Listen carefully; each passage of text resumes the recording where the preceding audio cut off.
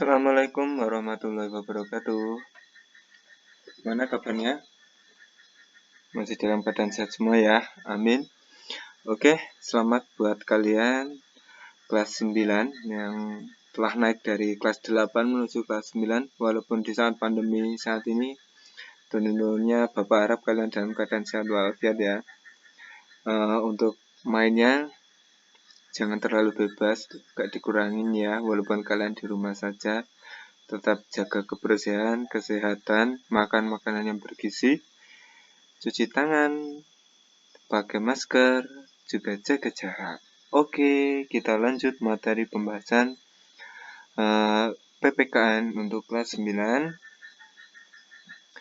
Kita mulai dari bab pertama dahulu. Sini dari bab pertama kita membahas tentang penerapan Pancasila dari masa ke masa. Kita bahas dari Orde Lama. Di sini di dalam Orde Lama terjadi berbagai pemberontakan untuk menggulingkan atau mengubah ideologi Pancasila. Nah, apa saja yang terjadi? Kita simak dalam materi berikut ini.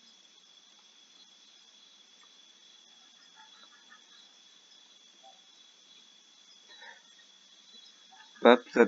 Dinamika perwujudan Pancasila sebagai dasar negara dan pandangan hidup bangsa. Oke. Untuk tugas untuk presensi nanti kelas 9, kalian nanti di grup mengumpulkan atau setor ya. Setor tapi bukan video ya, rekaman voice note saja. Voice note di situ disertakan nama, kelas, nomor absen dengan menyanyikan lagu Garuda Pancasila. Oke, kalau belum ada yang setor sampai batas waktu mata pelajaran selesai, Bapak anggap kalian apa? Semua ada pertanyaan, Pak, saya ngirimnya pakai HP teman itu gimana? Why not? Nggak apa-apa, tapi di situ harus di tag nama dari si peserta didik tersebut ya. Nah, besertakan nomor kelas, nomor absen, dan kelasnya, kelas A atau kelas B. Oke, penerapan Pancasila dari masa ke masa. Pada saat kelas 7 dan kelas 8, kalian telah mempelajari materi berkaitan dengan kedudukan Pancasila. Di kelas 7, kalian sudah mempelajari tentang perumusan dan pengesahan Pancasila sebagai dasar negara. Selanjutnya, 8 telah mempelajari nilai-nilai Pancasila sebagai dasar negara dan pandangan hidup bangsa. Dengan demikian, kalian tidak akan kesulitan dalam memahami materi pembelajaran di bab ini, karena sudah mempunyai bekal pengetahuan cukup. Nah, untuk menyegarkan kalian tuliskan apa yang kalian ingat tentang kedudukan Pancasila di tabel di bawah ini. Ini nggak usah kalian tulis, tapi cukup diisi di otak kalian saja ya, sebagai penyegar, dan tidak usah kalian kumpulkan, cukup kalian kerjakan di otak kalian saja sebagai flashback dari materi kelas 7 dan kelas 8. Oke, kedudukan Pancasila sebagai dasar negara dan pandangan hidup bangsa telah disepakati oleh seluruh bangsa Indonesia. Tetapi dalam perwujudan banyak sekali mengalami pasang surut. Bahkan sejarah bangsa kita telah mencatat pernah ada upaya untuk mengganti Pancasila sebagai dasar negara dengan pandangan hidup bangsa dengan ideologi lainnya. Nah, ideologi apa saja? Nanti setelah ini ya. Nah, cermatilah dan pertanyakan hal-hal yang kurang jelas pada guru, teman, atau sumber lain yang dianggap dapat menjawab yang kalian pertanyakan. Nah, kita dimulai dari masa Orde Lama. Pada masa Orde Lama, kondisi politik dan keamanan dalam negeri diliputi oleh kekacauan dan kondisi sosial budaya berada dalam suasana peralihan dari masyarakat terjajah menjadi masyarakat merdeka. Masa Orde Lama adalah masa pencarian bentuk penerapan Pancasila, terutama dalam sistem kenegaraan. Pancasila diterapkan dalam bentuk yang berbeda-beda. Pada masa Orde Lama terdapat 3 periode penerapan Pancasila yang berbeda, yaitu pada saat 1945 sampai 1950, periode 1950 sampai 1959 dan periode 1959 sampai 1966. Untuk periode 1945 sampai 1950 itu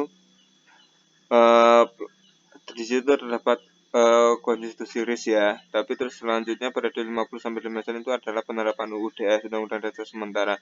Dan di situ dilanjutkan lagi 1959 sampai 1966 itu adalah kembalinya Undang-Undang Dasar 1945.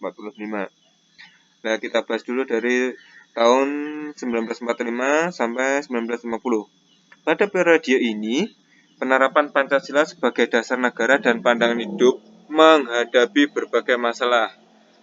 Ada upaya-upaya untuk mengganti Pancasila sebagai dasar negara dan pandangan hidup bangsa. Upaya tersebut terlihat dari munculnya gerakan-gerakan pemberontakan yang tujuannya mengganti Pancasila dengan ideologi lainnya. Nah, ternyata setelah merdeka kita itu kan berjuang melawan jajah. Nah, terus setelah ditetapkan Pancasila, di situ kan ada pada pembentukan Pancasila itu kan dibuat panitia-panitia kan, BPUPKI, PKI, PPKI, terus pengesahannya juga. Lah, setelah dibentuk kok ternyata masih ada yang berniat mengganti atau menggulingkan. Itu jelas itu bertentangan dengan ideologi negara. Ada dua pemberontakan yang terjadi pada periode ini, yaitu PKI atau Pemberontakan Partai Komunis Indonesia. Di saat itu di Madiun terjadi pada tanggal 18 September 1948. Pemberontakan ini dipimpin oleh Musso.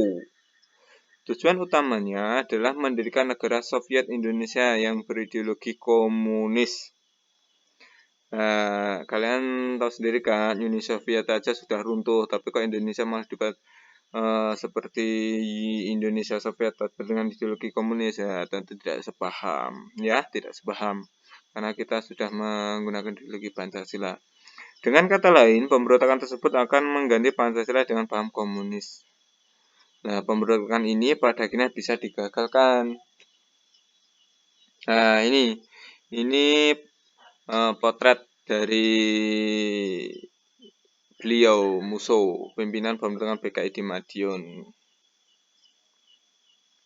Kedua yaitu pemberontakan Darul Islam, Tentara Islam Indonesia, dipimpin oleh Sekar Maji Marijan Kartosuwiryo. Pemberontakan ini ditandai dengan didirikannya Negara Islam Indonesia atau NII. Nah, ini sebenarnya itu pada tahun 2000-an itu masih berlangsung, tapi ternyata sudah berhasil diselidiki oleh Badan Keamanan Indonesia dan semoga sudah tuntas ya.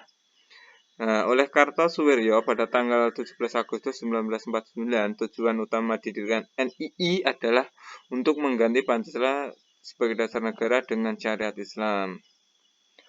Upaya penumpasan pemberontakan ini memakan waktu yang cukup lama. Kartosuwiryo bersama para pengikutnya baru bisa ditangkap pada tanggal 4 Juni 1962. Nah, sekarang lanjut pada periode 1950 sampai 1959. Pada periode ini dasar negara tetap Pancasila, akan tetapi dalam penerapannya lebih diartikan seperti ideologi liberal. Hal tersebut dilihat dalam penerapan sila keempat tidak lagi berjawaban musyawarah mufakat melainkan suara terbanyak atau voting. Jadi dalam pengambilan keputusan di kenegaraan itu tidak lagi berdasarkan manfaatnya atau segi positifnya, tapi berdasarkan apa? Suara terbanyak. Tapi ya mudah-mudahan dari suara terbanyak itu semuanya itu mengandung hal positif ya, tidak merugikan. Nah, di sini disertakan zaman dahulu suasana sidang konstituante setelah pemungutan terakhir tanggal 2 Juni 1959. Pada periode ini, Persatuan dan Kesatuan mendapat tantangan yang berat dengan munculnya pemberontakan Republik Maluku Selatan atau RMS. Nah, di sini terjadi pemberontakan lagi di Maluku Selatan. Pemerintah Revolusioner Republik Indonesia (PRRI) dan Perjuangan Rakyat Permesta yang ingin melepas diri dari NKRI. Lah, di sini juga ada PRRI dan juga Permesta. Nah, di sini ada ya. Caranya tidak mengganti ideologi tapi ingin melepaskan diri atau membuat negara sendiri. Dalam bidang politik, demokrasi berjalan lebih baik dengan terlaksana pemilu 1995 yang dianggap paling demokratis. Tetapi anggota konstituante hasil pemilu tidak dapat menyusun undang-undang dasar seperti yang diharapkan. Hal ini menimbulkan krisis politik, ekonomi, dan keamanan yang menyebabkan pemerintah mengeluarkan Dekret Presiden 1959 untuk membubarkan konstituante. Undang-Undang Dasar sementara tahun 1950 tidak berlaku dan kembalinya Undang-Undang Dasar tahun 1945. Nah, di sini setelah dibentuk Badan Konstituante ternyata tidak bisa membuat Undang-Undang Dasar. Nah, di sini keluar Dekret Presiden 1959 yang dimana itu membubarkan Badan Konstituante dan memberlakukan lagi Undang-Undang Dasar 1945 dan Undang-Undang UUDS Undang-Undang Dasar sementara tidak digunakan lagi dan membentuk MPRS yaitu Majelis Permusyawaratan Rakyat sementara ya, MPRS masih sementara. Nah, kesimpulan ditarik penerapan Pancasila selama periode ini adalah Pancasila diarahkan sebagai ideologi liberal yang ternyata tidak menjamin stabilitas pemerintah ya. Dan namanya negara itu ya ada aja permasalahannya ya, tapi tetap di situ ada orang-orang baik yang ingin tetap menjaga kesatuan dan persatuan. Nah, semoga kalian dan kita semua termasuk seperti orang yang seperti itu. Periode 1959 sampai 1965. Periode ini dikenal sebagai periode demokrasi terpimpin. Demokrasi bukan berada pada kekuasaan rakyat, sehingga yang memimpin adalah nilai-nilai Pancasila, tetapi berada pada kekuasaan pribadi presiden. Nah, terjadilah berbagai penyimpangan penafsiran terhadap Pancasila dalam konstitusi. Akibatnya, Soekarno menjadi otoriter, diangkat menjadi presiden seumur hidup, dan menggabungkan nasionalis, agama, dan komunis yang ternyata tidak cocok bagi NKRI. Terbukti adanya kemerosotan moral di sebagian masyarakat yang tidak lagi hidup bersendikan nilai-nilai Pancasila dan berusaha untuk menggantikan Pancasila dengan ideologi yang lain. Periode ini terjadi pemberontakan PKI tanggal 30 September 1965 dipimpin oleh D.N. Aidit. Nah, tujuan pemberontakan ini adalah kembali mendirikan negara Uni Soviet. Nah, di sini ada pemberontakan lagi PKI ya, dipimpin oleh D.N. Aidit. Tidak lagi di Surabaya, tapi ini oleh tokoh lain lagi, PKI lagi. Nah, di Indonesia sertakan mengganti Pancasila dengan paham komunis. Pemberontakan ini bisa digagalkan dan semua pelakunya berhasil ditangkap dan dijatuhi hukuman sesuai dengan perbuatannya. Oke ya, sekian dari pembelajaran kali ini. Mohon maaf jika ada tutur kata yang salah. Bisa dicek di Japri saja jika ada pertanyaan-pertanyaan. Ya, sekian ya. Bisa like dan subscribe. Oke, sekian. Jaga kesehatan, tetap cuci tangan, jaga imunitas, makan yang banyak ya. Sekian, wassalamualaikum warahmatullahi wabarakatuh.